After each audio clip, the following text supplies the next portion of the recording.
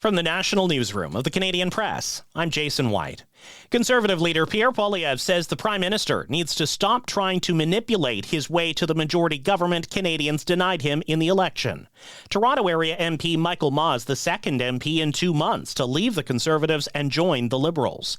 Government House Leader Stephen McKinnon won't speculate whether more Conservatives will cross the floor, but he says more Conservatives have shared frustrations with Liberal MPs. They are required every day to go through this charade of obstruction, and you see it.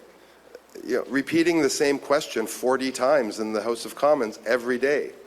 That is a soul-destroying experience for many Conservative members of Parliament. Maz Crossing gives the Liberals 171 seats in the House of Commons. That's 1 seat shy of a majority government.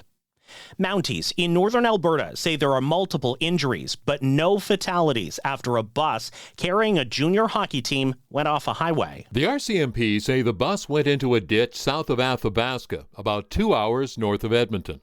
2 teens were taken to hospital in Edmonton for non-life-threatening injuries, while the other injuries are described as minor. Police say those on the bus were between 15 and 19, but declined to identify the team. Police say weather may have been a factor as the road was partially snow-covered and slippery with temperatures below minus 30 degrees. Bill Graveland, the Canadian Press. The mayor of Abbotsford, BC is pleading for international action to save his city from repeated cross-border flooding. Mayor Ross Siemens has blasted Ottawa for what he calls its lack of action to address the flooding that's forced hundreds to evacuate this week. But he's also pleading with authorities in Washington state to address the issue there as part of an international treaty. The water has begun to recede, but BC's emergency management minister urges vigilance as more rain is forecast. Transport Minister Stephen McKinnon says connecting Ottawa and Montreal is the logical first step for high-speed rail. He says the roughly 200-kilometer stretch is relatively short and straight, and that'll allow teams to build expertise needed for the rest of the project, eventually stretching from Toronto to Quebec City.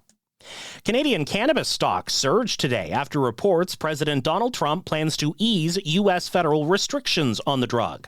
The Washington Post is reporting Trump plans to reclassify marijuana to the level of some common prescription painkillers.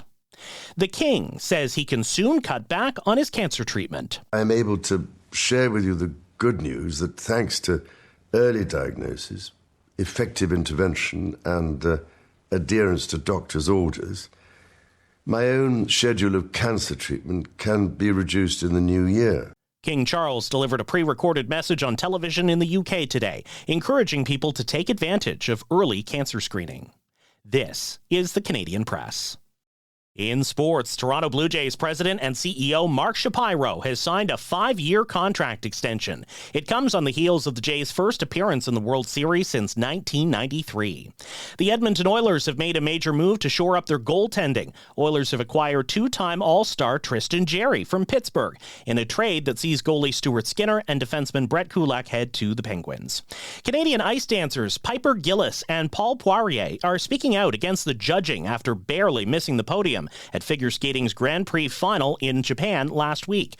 Poirier says it feels like the benchmark's always moving. The scores aren't necessarily aligned with how we feel that we've skated, whether positively or negatively all the time. It makes it really difficult for us to understand where the room for improvement lies.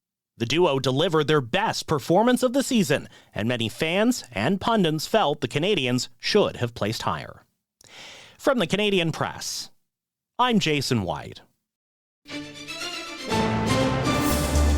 Thanks for listening. Don't forget to follow and subscribe.